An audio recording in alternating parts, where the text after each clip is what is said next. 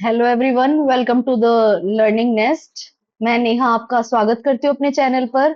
जैसा कि हम पहले की वीडियोस में चैप्टर 1 कंप्लीट कर चुके हैं, आज की क्लास में हम chapter 1 business studies, business trade and commerce के कुछ प्रैक्टिस एमसीक्यूज लगा रहे हैं, ताकि आप एग्जाम पॉइंट ऑफ व्यू से इन क्वेश्चंस की प्रैक्टिस कर सको और आपका जो कॉन्सेप्ट है और ज्यादा क्लियर हो सके। तो बिना किसी डिले के हम आज की क्लास को स्टार्ट करते हैं। क्वेश्चन मैं आपकी स्क्रीन पर लेकर आ रही हूँ, उन्हीं क्वेश्चंस के साथ हम प्रैक्टिस करेंगे। तो पहला क्वेश्चन हम स्टार्ट करते हैं।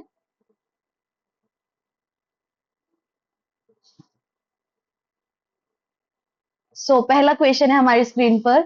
विच of the following is not N essential characteristic of business. वो हमसे पूछ रहा है कि ये जो चार ऑप्शन है ना, उन ऑप्शंस में से बताओ कि जो बिजनेस है उसकी इंपॉर्टेंट कैरेक्टरिस्टिक या इसेंशियल कैरेक्टरिस्टिक्स नहीं है। पहला है सेल और exchange of goods and services. मैंने आपको बताया ही था, ये तो बिजनेस की इंपॉर्टेंट डेफिनेशन है कि सेल और exchange of goods and services होती है, तो ये तो हमारी कैरेक्टरिस्टिक है।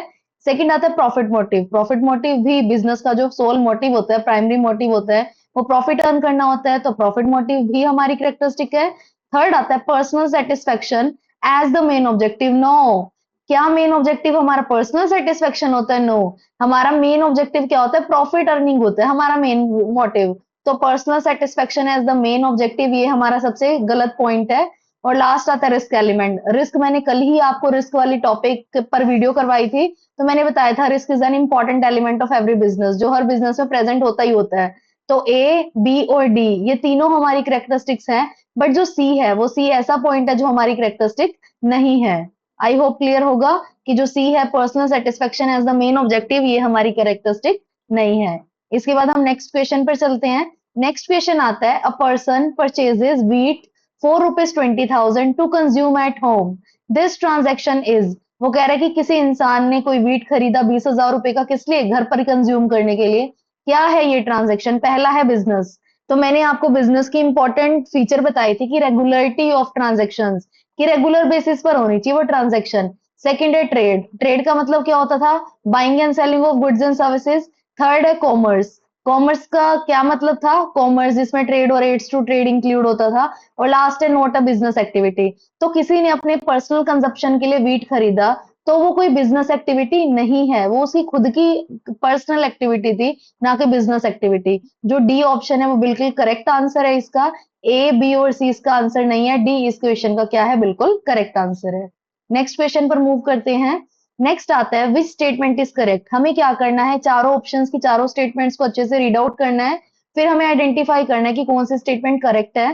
पहला जो स्टेटमेंट है, every economic activity is a business. कह रहे कि हर एक इकोनॉमिक एक्टिविटी बिजनेस होती है? नहीं, एवरी इकोनॉमिक एक्टिविटी बिजनेस नहीं हो सकती। वो इकोनॉमिक एक्टिविटी बिजनेस है जिनमें क्या होता है? Regularity of buying and selling होता है, प्लस प्रॉफिट मोटिव होता है। तो ये तो गलत है। सेकंड आता है every business is an economic activity. Yes, जितने भी बिजनेस होते हैं ना, उसका इकोनॉमिक एक्टिविटी होना क्या होता है? जरूरी होता है। जब मैंने आपको फर्स्ट वीडियो करवाई थी इकोनॉमिक और नॉन इकोनॉमिक एक्टिविटी, उसमें मैंने आपको बताया था कि बिजनेस की इंपॉर्टेंट कैरेक्टरिस्टिक्स है कि बिजनेस में क्या होता है? इकोनॉमिक एक्टिविटीज होती है।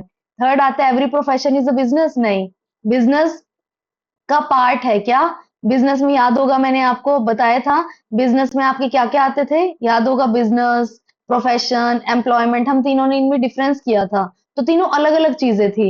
Every employment is business? No, तीनों अलग अलग चीजें हैं। बिजनेस अलग है, प्रोफेशन अलग है और एम्प्लॉयमेंट अलग है। तो सी और डी भी इसका आंसर नहीं बनेगा और ए भी इसका आंसर नहीं बनेगा। थोड़ा सा कंफ्यूजन था यहाँ पर, ध्यान से पढ़ोगे।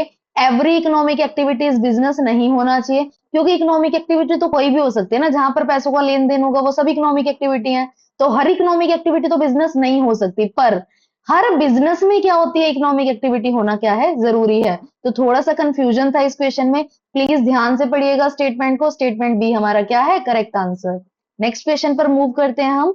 नेक्स्ट क्वेश्चन है which of the following is not an aid to trade. आपको याद होगा जब मैंने आपको कॉमर्स के बारे में बताया था, कॉमर्स दो एलिमेंट से मिलकर बनता है, एक होता है ट्रेड और एक होता है aid to trade. Aid to trade का मतलब होता है ऑक्सिलरीज बेसिकली, जिसमें मैंने आपको बताया था बैंकिंग के बारे में हमने पढ़ा था, इंश्योरेंस के बारे में हमने पढ़ा था, एडवर्टाइजिंग के बारे में हमने पढ़ा था। ये तीनों क्या है? हमारी एड्स टू ट्रेड है। बट एग्रीकल्चर क्या हमारी एड्स टू ट्रेड है? नहीं, हमने ऐसी कोई एड्स टू ट्रेड नहीं पढ़ा था। याद होगा आपको, एड्स टू ट्रेड का क्या मतलब है? ऐसी एक्टिविटीज, ऐसी थिंग्स जो हमारे ट्रेड को क्या करते हैं, सपोर्ट करती हैं। बैंकिंग क्या करती है, फाइनेंस प्रोवाइड करती है। इंश्योरेंस क्या करती है, रिस्क कवरेज देती है। एडवर्टीजमेंट क्या करती है, कम्युनिकेशन या इंफॉर्मेशन की स्प्रेडिंग में क्या करती है, हेल्प करती है। बट एग्रीकल्चरल हमारी क्या है, एड टू ट्रेड नहीं है। तो डी इसका क्या बन जाएगा, करेक्ट आंसर बन जाएगा। नेक्स्ट क्वेश्चन पर मूव करते हैं। नेक्स्ट क्वेश्चन है, a businessman earns profit because he, first है अवॉइड रिस्क कंप्लीटली, सेकंड है bear risk, bear business risk, third है वर्क्स लॉन्गर आवर्स, और फोर्थ है पेज टैक्सेस। वो कह रहे हैं कि एक बिजनेसमैन प्रॉफिट कमाता है कब। मैंने आपको जब रिस्क का टॉपिक करवाया था लास्ट वीडियो में, मैंने उसको बताया था higher the risk higher the profit you will earn. क्या रिस्क को अवॉइड पूरे तरीके से करके आप प्रॉफिटेबल हो सकते हो, नहीं, कभी भी नहीं हो सकता। Bear business risk, yes definitely ये इसका आंसर हो सकता है कि जब आप बिजनेस रिस्क को पैरेलल साथ लेकर चलते हो तो आप क्या कर सकते हो, प्रॉफिट अर्न कर सकते हो। वर्किंग लॉन्गर आवर्स, ये इस क्वेश्चन की सेंस में कोई खास आंसर नहीं बन रहा। पेज टैक्सेस, जब आप टैक्सेस पे करोगे तो प्रॉफिट तो क्या हो जाएगा, ऑटोमेटिकली कम हो जाएगा ना, तो ये भी इसका आंसर नहीं बन रहा। तो बियर्स बिजनेस रिस्क ये हमारा क्या बन जाएगा इस क्वेश्चन का करेक्ट आंसर। नेक्स्ट आता है हमारा question, which industry is involve in breeding high quality seeds and the live stock. आपको याद होगा मैंने आपको इंडस्ट्री के बारे में बताया था, primary industry, secondary industry and tertiary. Primary में हमने दो इंडस्ट्री डिस्कस की थी, एक होता है एक्सट्रैक्टिव और एक होता है जेनेटिक। एक्सट्रैक्टिव में तो क्या था, आप नेचुरल रिसोर्सेज से मटेरियल्स को एक्सट्रैक्ट करते थे, जैसे माइनिंग हो गया, फिशिंग ऑपरेशन हो गया, ये सब करते थे आप। जेनेटिक में क्या था, breeding of plant and breeding of animals, जैसे मैंने आपको एग्जांपल दिया था, जो कैटल ब्रीडिंग की जाती है या फिर जो नर्सरी में पौधे उगाए जाते हैं, वो सब किस में आते हैं, जेनेटिक इंडस्ट्री में। तो इस क्वेश्चन में भी वो ब्रीडिंग की ही बात कर रहा है, तो ब्रीडिंग किससे रिलेटेड है, जेनेटिक इंडस्ट्री से रिलेटेड है। देखो जब भी हम किसी कॉम्पिटिटिव एग्जाम की प्रिपरेशन करते हैं, हमें जो है ना कीवर्ड्स पे बहुत ज्यादा फोकस करना पड़ता है, क्योंकि एग्जाम टाइम पर एग्जामिनेशन प्रेशर भी होता है। तो हमें एग्जामिनेशन प्रेशर में कीवर्ड्स को बहुत ध्यान से पढ़ना चाहिए।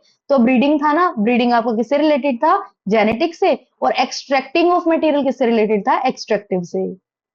नेक्स्ट क्वेश्चन आता है हमारा, बिजनेस रिस्क एग्जिस्ट बिकॉज, कब बिजनेस रिस्क एग्जिस्ट करता है, डिमांड इज ऑलवेज फिक्स्ड, जब डिमांड मार्केट पे फिक्स्ड है, जब फ्लक्चुएशन ही नहीं है तो रिस्क किस बात का होगा।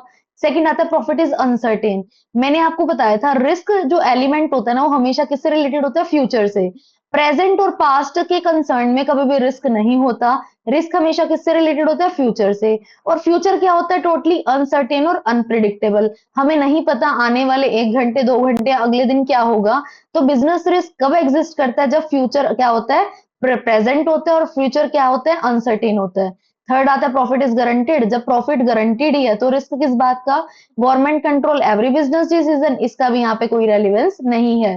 तो हमारे पास बिजनेस रिस्क एग्जिस्ट कब होगा, जब हमारा प्रॉफिट क्या होगा, अनसर्टेन होगा, तभी हमारे पास क्या होगा, रिस्क एलिमेंट होगा। नेक्स्ट क्वेश्चन आता है हमारे पास, a wholesaler sells goods to retailer, this is, एक होलसेलर गुड्स को सेल कर रहा है रिटेलर को। भी यहाँ पर ना हम ट्रेड की बात कर रहे हैं, मैंने आपको डिस्कस किया था, जब भी हम ट्रेड की बात करते हैं, पहली बात कॉमर्स, देखो ये ऑप्शंस को ध्यान से पढ़ो। इधर आया इंडस्ट्री, इंडस्ट्री तो हो ही नहीं सकता, इंडस्ट्री में हम मैन्युफैक्चरिंग का काम करते हैं, कभी भी हम सेलिंग का काम नहीं करते। आपको याद होगा इकोनॉमिक एक्टिविटीज दो पार्ट्स में क्लासिफाई करवाई थी मैंने। इंडस्ट्री, इंडस्ट्री में मैन्युफैक्चरिंग होगा, रॉ मटेरियल को एक्सट्रैक्ट करना और उससे कुछ बनाना, मैन्युफैक्चर करना, जिसमें हमने प्राइमरी सेकेंडरी टर्शरी ये तीन पढ़ी थी। कॉमर्स, कॉमर्स में हमने क्या पढ़ा था, कॉमर्स में हमने पढ़ा था ट्रेड्स और एड टू ट्रेड, और ट्रेड में ही क्या था कि बाइंग एंड सेलिंग है। अब इसने कहा कि wholesaler sells goods to the retailer. अब मैंने आपको ट्रेड में बताया था, एक होता है इंटरनल ट्रेड और एक होता है एक्सटर्नल ट्रेड। अब यहाँ पर साइलेंट है, अगर वो ये बताता a wholesaler sells goods to retailer in an overseas country, भी किसी और फॉरेन कंट्री में आप सेल कर रहे हो, तो ये एक्सटर्नल ट्रेड हो जाता है। बट उसने यहाँ पर कुछ नहीं बोला, वो साइलेंट है, तो इसका मतलब ये किसकी बात कर रहा है, अपने कंट्री के ट्रेड की ही बात कर रहा है। तो क्या हो जाएगा, इंटरनल ट्रेड इसका करेक्ट आंसर हो जाएगा। आई होप समझ आ रहे होंगे आपके कॉन्सेप्ट्स। जिस बच्चे ने अच्छे से रिवाइज किया होगा पहला चैप्टर, उसके लिए क्वेश्चंस बहुत ज्यादा इजी होंगे। नेक्स्ट आता है, which statement about profit is correct. अब पहला स्टेटमेंट क्या है, profit is guaranteed in business, नहीं, बिजनेस में तो हमेशा क्या होता है, रिस्क एलिमेंट प्रेजेंट होता है। जब रिस्क प्रेजेंट होगा तो क्या आप प्रॉफिट की गारंटी ले सकते हो, नहीं ले सकते। सेकंड आता है, ये तो इनकरेक्ट ऑप्शन हो गया। नेक्स्ट आता है, profit is the only objective of business, no. मैंने आपको ऑब्जेक्टिव्स वाली पूरी वीडियो करवाई थी। ऑब्जेक्टिव्स मैंने आपको बताया था, प्राइमरी ऑब्जेक्टिव प्रॉफिट है, बट कुछ सेकेंडरी ऑब्जेक्टिव्स भी हैं। वो सेकेंडरी ऑब्जेक्टिव आपको याद होंगे, मैंने आपको बताया था कि बिजनेस का मोटिव सोसाइटी का वेलफेयर भी होता है, बिजनेस का मोटिव जो है एक गुड क्वालिटी प्रोडक्ट प्रोवाइड करना भी होता है, फेयर रेमुनरेशन भी होता है, वेलफेयर ऑफ वर्कर भी होता है, तो बहुत सारे ऑब्जेक्टिव है।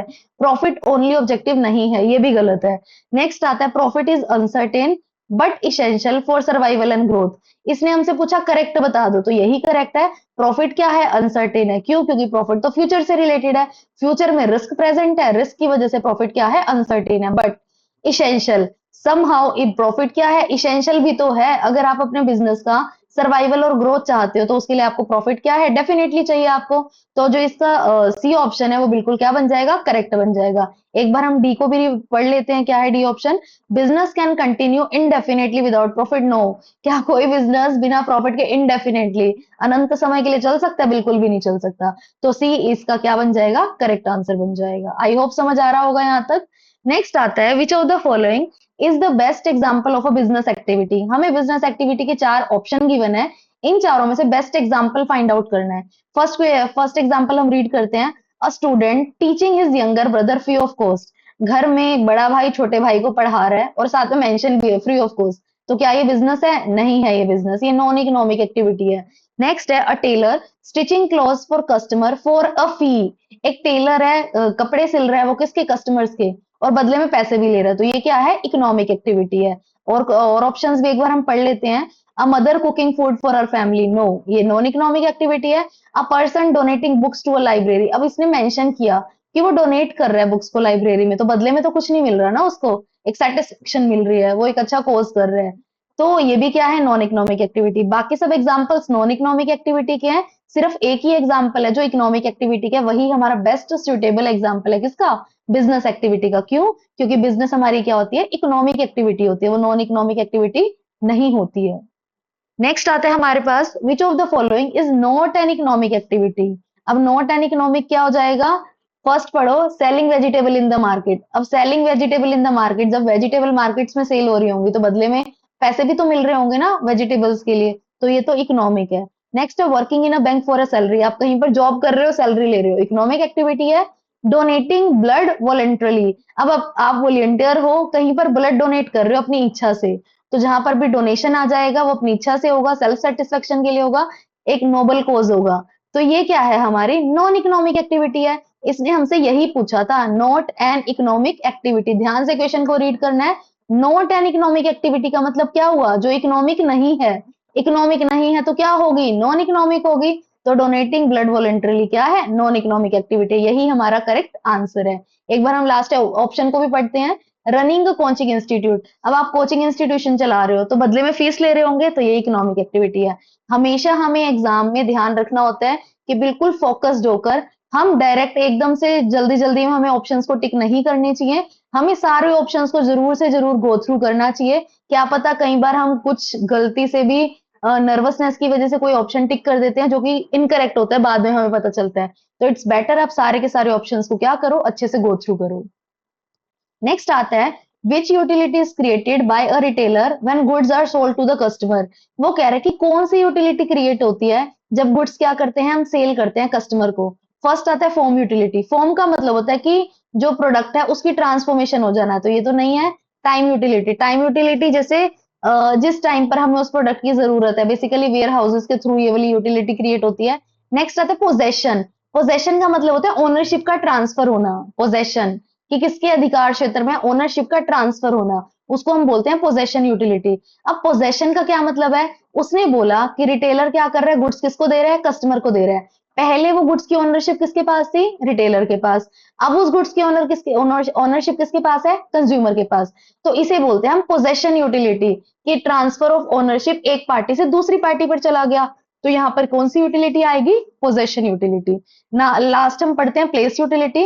प्लेस यूटिलिटी कैसे क्रिएट होती है, ट्रांसपोर्टेशन के थ्रू क्रिएट होती है। तो ये भी नहीं आएगा इसका आंसर, ये वेयर हाउसिंग वाला भी नहीं आएगा, फॉर्म यूटिलिटी भी नहीं आएगा। तो इसका आंसर क्या बनेगा, पोजेशन यूटिलिटी, क्योंकि ट्रांसफर ऑफ ओनरशिप हो रहा है किससे, रिटेलर से कस्टमर पर।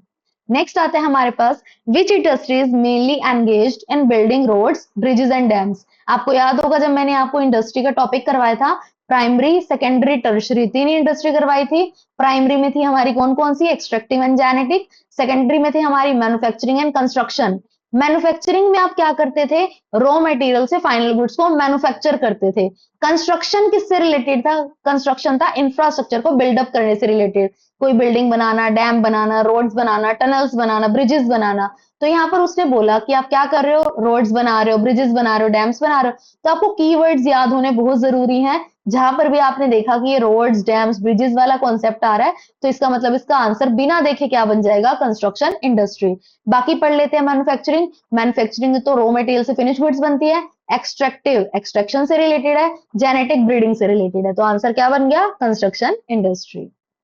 नेक्स्ट आता है विच स्टेटमेंट इज इनकरेक्ट। ध्यान से, हमें गलत स्टेटमेंट ढूंढनी है, ठीक नहीं ढूंढनी। पहला है बिजनेस ऑलवेज इन्वॉल्व रिस्क, ये तो बिल्कुल ठीक है, बिजनेस में तो रिस्क प्रेजेंट होता ही होता है।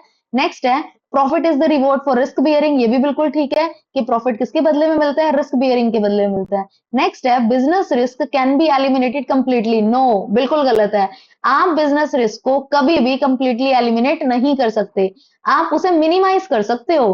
कल मैंने आपको 4 टेक्निक्स बताई थी कि how to minimise the risk, या हाउ टू कंट्रोल, या how to manage business risk. तो आप उन 4 टेक्निक्स के थ्रू इसको मिनिमाइज कर सकते हो, मैनेज कर सकते हो, बट एलिमिनेट नहीं कर सकते। तो ये वाली स्टेटमेंट क्या है, बिल्कुल गलत है। नेक्स्ट है बिजनेस रिक्वायर्स रेगुलर डीलिंग्स, ये तो बिजनेस की इंपॉर्टेंट फीचर है, ये भी ठीक है। तो ए, बी और डी बिल्कुल करेक्ट स्टेटमेंट्स है, और सी वाली जो स्टेटमेंट है वो कंप्लीटली क्या है, इनकरेक्ट स्टेटमेंट है। नेक्स्ट आता है कॉमर्स इंक्लूड्स, अभी अभी हमने डिस्कस किया था कॉमर्स में क्या क्या इंक्लूड होता है, trades and aid to trade. अब जिस बच्चे ने अच्छे से टॉपिक रिवाइज किया उसको पता होगा commerce equals to trade plus aid to trade. तो ढूंढो कहाँ ऑप्शन है, trade and aid to trade, यही हमारा क्या बन जाएगा, करेक्ट आंसर। उसने बोला commerce include industry, no, industry तो इकोनॉमिक एक्टिविटीज का पार्ट है ना।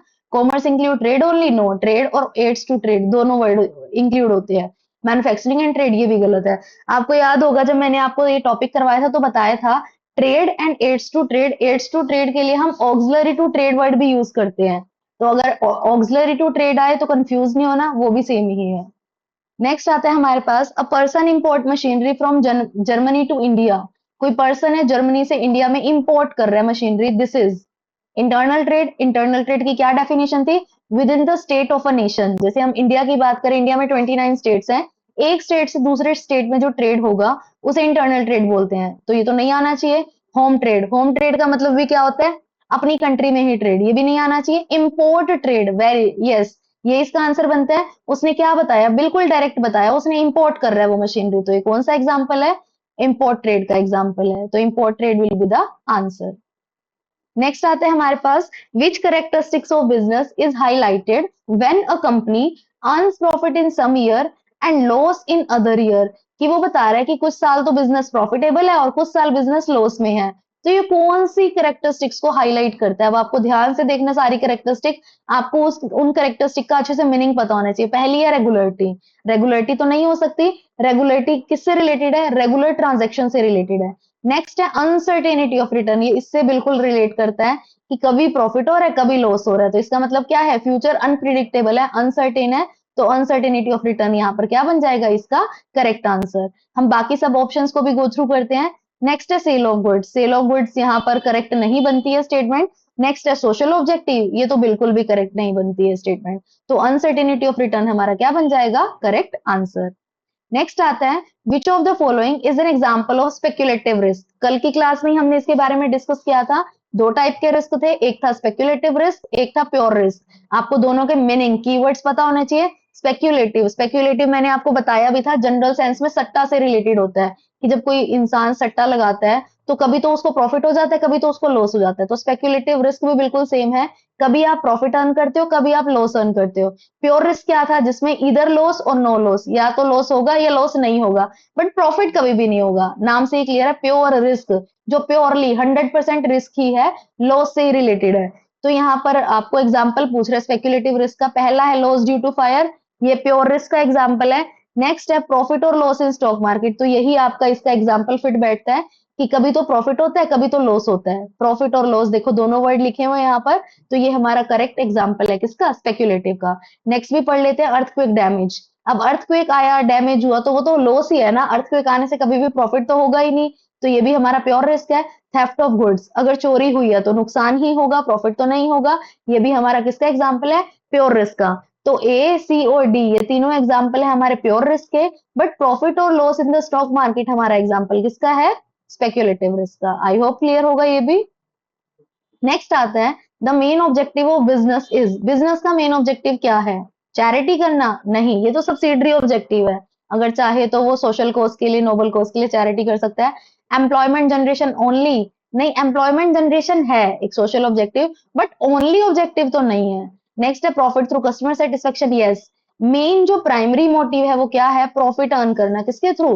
कस्टमर के सेटिस्फेक्शन के थ्रू। लास्ट है रिक्रिएशन, ये हो सकता है ऑब्जेक्टिव, बट प्राइमरी ऑब्जेक्टिव उसने पूछा है मेन, मेन है प्रॉफिट कमाना। नेक्स्ट आता है which activity creates time utility, कौन सी एक्टिविटी टाइम यूटिलिटी क्रिएट करती है? टाइम यूटिलिटी का क्या मतलब होता है? जिस टाइम पर जिस चीज की जरूरत है उस टाइम पर उसको अवेलेबल करवाना।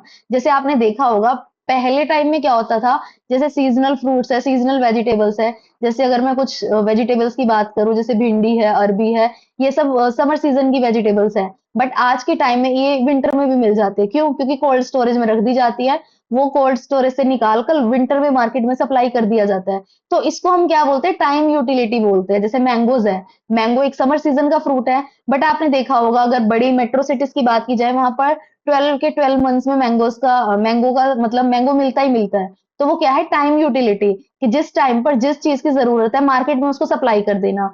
अब वो कब हो पाएगी? अब जैसे मैंने फ्रूट्स और वेजिस के एग्जांपल लिए, ये दोनों ही पेरिशेबल नेचर की गुड्स है। अगर आप इन्हें बाहर रखोगे ये तो 2-4 दिन में ही खराब हो जाएंगी। तो आप इनको पूरा सीजन कैसे स्टोर कर सकते हो? उसके लिए हम क्या बनाते हैं? Storage houses, cold storage. और वो किससे रिलेट करते हैं? यहाँ पर एग्जाम्पल्स है बैंकिंग, वो फाइनेंस से रिलेटेड है। एग्जाम्पल है वेयर हाउसिंग, वो किससे रिलेटेड है? आपकी टाइम यूटिलिटी से, कि जिस टाइम पर जिस चीज की जरूरत है तब तक उसको वेयर हाउस में स्टोर करो, और जब मार्केट में चाहिए तो उसे सप्लाई कर दो। नेक्स्ट है मैन्युफैक्चरिंग, ये भी रेलिवेंट नहीं है यहाँ पर। नेक्स्ट है रिटेलिंग, ये भी करेक्ट नहीं है। तो वेयर हाउसिंग क्या है? आपका टाइम यूटिलिटी से क्रिएट कनेक्टेड है। नेक्स्ट आता है which of the following is not a characteristic of business risk, business risk की कौन सी कैरेक्टरिस्टिक नहीं है? फर्स्ट आता है it arises due to uncertainty, ये तो बिल्कुल ठीक है। रिस्क किससे रिलेटेड होता है? अनसर्टेनिटी से। It can be predicted with complete accuracy, no. क्या आप रिस्क को कंप्लीटली एक्यूरेसी के साथ एस्टिमेट कर सकते हो? बिल्कुल भी नहीं कर सकते। अगर जिस चीज को हम पूरा एक्यूरेसी के साथ प्रिडिक्ट ही कर लेंगे तो रिस्क किस बात का होगा? रिस्क तो होगा ही नहीं। तो ये बिल्कुल गलत पॉइंट है यहाँ पर। Next it is an essential party, बिल्कुल ठीक है। इट में रिजल्ट इन लॉस, ये भी बिल्कुल ठीक है कि रिस्क की वजह से लॉस भी हो सकता है। तो ये वाला जो सेकंड पॉइंट था B, it can be predicted with complete accuracy, ये बिल्कुल इनकरेक्ट है। तो बी इसका क्या बन जाएगा? Correct answer. नेक्स्ट आता है a person buy share expecting their price to increase, कोई पर्सन सोच रहा है कि शेयर को मैं परचेज कर लेता हूँ, किस एक्सपेक्टेशन से? कि मार्केट में उसके प्राइसेस क्या हो जाएंगे? इंक्रीज हो जाएंगे। This is an example of, अब उसने एक्सपेक्ट किया है कि उसके प्राइस इंक्रीज हो जाएंगे। Expectation can be right can be wrong, है ना। मैंने एक्सपेक्ट किया कि मैंने रिलायंस के शेयर परचेज किए कि कल उसका प्राइस 500 पर पहुंच जाएगा, जबकि ऐसा कुछ नहीं था। वो पहुंच गया 600 पर, या वो पहुंच गया 450 पर। तो मैंने तो अज्यूम किया, एक्सपेक्ट किया। वो मेरी एक्सपेक्टेशन के अकॉर्डिंग हो भी सकता है, वो नहीं भी हो सकता। तो मतलब हमको प्रॉफिट भी हो सकता है और हमें लॉस भी हो सकता है। तो ये किसका एग्जाम्पल है? ये स्पेक्युलेटिव रिस्क का एग्जाम्पल है। हमने अभी डिस्कस किया था स्पेक्युलेटिव रिस्क किससे रिलेटेड है? जहां पर प्रॉफिट भी हो सकता है और लॉस भी। प्योर रिस्क नहीं है यहाँ पर। नेचुरल और पर्सनल रिस्क हमने कोई भी इस टाइप के रिस्क को डिस्कस किया ही नहीं है। हमारी एनसीईआरटी में सिर्फ दो ही रिस्क है, स्पेक्युलेटिव एंड प्योर। तो ये प्योर नहीं है, ये स्पेक्युलेटिव रिस्क है। नेक्स्ट आता है which of the following belongs to secondary sector, secondary industry से रिलेटेड पूछ रही है। माइनिंग, माइनिंग एक्सट्रैक्टिव से रिलेटेड है। एक्सट्रैक्टिव किससे रिलेटेड है? प्राइमरी से। फिशिंग, फिशिंग भी एक्सट्रैक्टिव से रिलेटेड है। एक्सट्रैक्टिव किससे रिलेटेड है? प्राइमरी से। नेक्स्ट है मैन्युफैक्चरिंग, यस मैन्युफैक्चरिंग किससे रिलेटेड है? सेकेंडरी से, क्योंकि सेकेंडरी के दो पार्ट आते हैं, एक मैन्युफैक्चरिंग और एक कंस्ट्रक्शन। फॉरेस्ट्री ये भी आपका किससे रिलेटेड है? प्राइमरी से। नेक्स्ट आता है which of the following facilitate smooth payment in business, कि बिजनेस में स्मूथली पेमेंट हो पाए। तो आपको कौन हेल्प करता है इसमें? फर्स्ट है वेयर हाउसिंग, वेयर हाउसिंग तो स्टोरेज का काम करता है, पेमेंट से कोई लेना देना नहीं है। बैंकिंग, यस बैंकिंग आपको क्या करता है? Time to time finance provide कर देता है। स्मूथ पेमेंट को इंश्योर करना है कि अगर स्मूथली पेमेंट कब हो पाएगी? समहाउ अगर आपको पैसे की जरूरत पड़ते हैं तो बैंक आपको क्या देता है? लोन दे देता है। तो बैंक आपको फैसिलिटेट करता है किसमें? मनी की टर्म्स में, स्मूथ पेमेंट में। एडवर्टीजमेंट इंफॉर्मेशन से रिलेटेड है। ट्रांसपोर्टेशन प्लेस से रिलेटेड है। तो यहाँ पर करेक्ट आंसर क्या बनेगा हमारा? बैंकिंग। नेक्स्ट आता है विच स्टेटमेंट इज ट्रू, अब आपके पास चार ऑप्शन है, आपको करेक्ट स्टेटमेंट आइडेंटिफाई करनी है। फर्स्ट है industry is the part of commerce, incorrect है। कॉमर्स के दो पार्ट होते हैं, trade and its to trade, ये तो बिल्कुल गलत है। Trade is a part of industry, ये भी बिल्कुल गलत है। ट्रेड किसका पार्ट है? कॉमर्स का पार्ट है।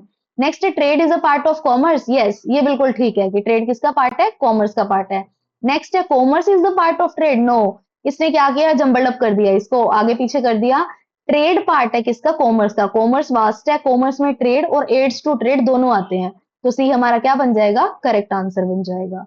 नेक्स्ट आता है which activity directly creates good, कौन सी एक्टिविटी से ना गुड्स बनती हैं, गुड्स जनरेट होती है? बैंकिंग, ये तो फाइनेंस से रिलेटेड है। इंश्योरेंस, ये रिस्क कवरेज से रिलेटेड है। मैन्युफैक्चरिंग, यस मैन्युफैक्चरिंग किससे रिलेटेड है? गुड्स को बनाने से रिलेटेड है। उसने यही पूछा डायरेक्टली क्रिएट्स गुड्स, तो डायरेक्टली कहां से गुड्स क्रिएट होती है? मैन्युफैक्चरिंग से। एडवर्टीजमेंट या इंफॉर्मेशन से रिलेटेड है, तो इसका आंसर क्या बन जाएगा? मैन्युफैक्चरिंग। नेक्स्ट क्वेश्चन है a businessman export tea from India to Japan, अब वो एक्सपोर्ट कर रहा है, दिस इज द, अब बिल्कुल कीवर्ड है, एक्सपोर्ट कर रहे हो आप, तो ये कौन सा ट्रेड है? एक्सपोर्ट ट्रेड है। इंटरनल ट्रेड नहीं हो सकता, इंपोर्ट नहीं हो सकता, होलसेल नहीं हो सकता, तो इसका करेक्ट आंसर क्या बन जाएगा? Export trade. नेक्स्ट आता है which one is a profession, profession कौन सा है? शॉपकीपर बिजनेस से रिलेटेड है। चार्टेड अकाउंटेंट प्रोफेशन हो सकता है, और बिजनेस भी, सॉरी प्रोफेशन भी हो सकती है, एम्प्लॉयमेंट भी हो सकती है, अभी हम आगे पढ़ लेते हैं। होलसेलर बिजनेस से रिलेटेड है, रिटेलर बिजनेस से रिलेटेड है, तो ये तीनों बिजनेस से रिलेटेड है, तो चार्टेड अकाउंटेंट सीए क्या बन जाएगा हमारा? प्रोफेशन। मैंने आपको स्टार्टिंग में जब ये कॉन्सेप्ट समझाया था, बताया था आपको, CA can be worked as a profession, it can be worked as employment as well, ये एम्प्लॉयमेंट भी हो सकता है, क्योंकि अगर कोई पर्सन उसने सीए की और वो किसी एमएनसी में जॉब कर रहे हैं एज एन अकाउंटेंट, तो वो क्या हो जाएगी? एम्प्लॉयमेंट हो जाएगी। बट यहाँ पर बाकी जो तीनों ऑप्शन थे वो किससे रिलेटेड थे? बिजनेस से रिलेटेड थे, तो सीए यहाँ पर क्या हो जाएगा? प्रोफेशन हो जाएगा। नेक्स्ट क्वेश्चन आता है which of the following is most appropriate definition of business. First है प्रोडक्शन ऑफ गुड्स ओनली, सिर्फ प्रोडक्शन तो नहीं होता बिजनेस में। Activities undertaken to earn profit through the production and sale of goods and services, आपकी NCERT में बिल्कुल as it is ये डेफिनेशन दी गई है, उसी डेफिनेशन को कॉपी पेस्ट करके यहाँ पर लिखा गया है। नेक्स्ट है सोशल सर्विस विदाउट इनकम, ये भी मोस्ट अप्रोप्रिएट डेफिनेशन नहीं है। नेक्स्ट है any activity done by individual, no, economic activity है ना, तो ये हमारे पास जो करेक्ट डेफिनेशन बनेगी वो क्या बनेगी? बी वाली। नेक्स्ट है which one of the following is N economic activity, options पढ़ो। फर्स्ट है cooking food for your family, ये तो हमारी नॉन इकोनॉमिक है। Teaching students for a salary, अब कोई टीचर है वो सैलरी ले रहा है, तो इकोनॉमिक एक्टिविटी है। बाकी ऑप्शंस भी पढ़ लेते हैं। प्लेइंग क्रिकेट फॉर फन, ये भी आपकी इकोनॉमिक नहीं है। हेल्पिंग अ फ्रेंड विदाउट पेमेंट, ये भी इकोनॉमिक नहीं है। बाकी तीनों एग्जाम्पल है नॉन इकोनॉमिक के, तो इकोनॉमिक एक्टिविटी क्या बना? Teaching students for salary. Next है which one of the following is the characteristic of business, business की करेक्टरिस्टिक पूछ रहा है। Regular dealing in goods and services, यही हमारी करेक्टरिस्टिक है कि रेगुलरिटी ऑफ ट्रांजेक्शन। नेक्स्ट है पर्सनल सेटिस्फेक्शन ओनली, नहीं। नो रिस्क इन्वॉल्व, नहीं। नो प्रॉफिट मोटिव, नहीं। सिर्फ फर्स्ट जो है हमारा क्या बन जाएगा? Correct answer. Business risk refers to the, first है गारंटेड प्रॉफिट, नहीं, जहां पर भी रिस्क होता है वहां पर गारंटेड प्रॉफिट तो कभी भी नहीं हो सकता, क्योंकि रिस्क फ्यूचर से रिलेटेड है, फ्यूचर अनप्रिडिक्टेबल है। नेक्स्ट है possibility of loss due to uncertainties, yes possibility है लॉस की 100%, ना तो आप गारंटेड प्रॉफिट बोल सकते, ना ही आप गारंटेड लॉस बोल सकते, पॉसिबिलिटी बोल सकते हो प्रॉफिट की भी, पॉसिबिलिटी बोल सकते हो लॉस की भी, तो ये बिल्कुल करेक्ट स्टेटमेंट है। नेक्स्ट है इंक्रीज इन सेल, नेक्स्ट है इंक्रीज इन प्रोडक्शन, ये दोनों नहीं हो सकते, सिर्फ क्या है? बी इसका करेक्ट आंसर। नेक्स्ट आता है which activity is related to the production of goods, production कहां पर होता है? प्रोडक्शन हमारा किससे रिलेटेड है? ट्रेड से, नहीं, ट्रेड में तो बाइंग एंड सेलिंग होती है। कॉमर्स में भी बाइंग एंड सेलिंग होती है। इंडस्ट्री, जहां पर क्या किया जाता है? प्रोडक्शन, और वो भी कौन सी इंडस्ट्री में? प्राइमरी में रॉ मटेरियल को निकाला जाता है, सेकेंडरी में रॉ मटेरियल की हेल्प से फाइनल गुड्स बनाई जाती है, तो प्रोडक्शन किससे रिलेटेड है? मैन्युफैक्चरिंग इंडस्ट्री से रिलेटेड है। नेक्स्ट है बैंकिंग, ये भी आपका एड्स टू ट्रेड है। नेक्स्ट आता है कॉमर्स इंक्लूड, बहुत बार पढ़ लिया हमने इसको, कॉमर्स में क्या क्या आता है? Trade and auxiliary to trade, तो ये आपका क्या बन जाएगा? करेक्ट आंसर बन जाएगा। नेक्स्ट आता है which of the following is an auxiliary to trade, auxiliary to trade में क्या क्या आता है? बैंकिंग, इंश्योरेंस, ट्रांसपोर्टेशन, यस ये तीनों की तीनों क्या है? Auxiliary to trade. नेक्स्ट आता है प्रॉफिट इज, क्या है profit? Reward for taking business risk, as it is बिल्कुल एनसीईआरटी से डायरेक्ट स्टेटमेंट्स को यहाँ पर कॉपी पेस्ट किया गया है, और डायरेक्ट आंसर्स निकलते हैं बिल्कुल, अगर किसी बच्चे ने एनसीईआरटी को फॉलो किया तो बिल्कुल डायरेक्ट स्ट्रेट फॉरवर्ड क्वेश्चन थे, आंसर थे। आई होप आपकी आज की क्लास आपको पसंद आई होगी। आज की वीडियो में हमने क्या किया, जो चैप्टर 1 है उसके एमसीक्यूज को डिस्कस किया, वो सब एमसीक्यूज हमने प्रैक्टिस किए। आई होप आपको वीडियो पसंद आई होगी। प्लीज चैनल को लाइक कीजिए, सब्सक्राइब कीजिए और अपने दोस्तों के साथ ज्यादा से ज्यादा शेयर कीजिए। मिलते हैं आपसे अगली वीडियो में, तब तक के लिए बाय बाय, टेक केयर।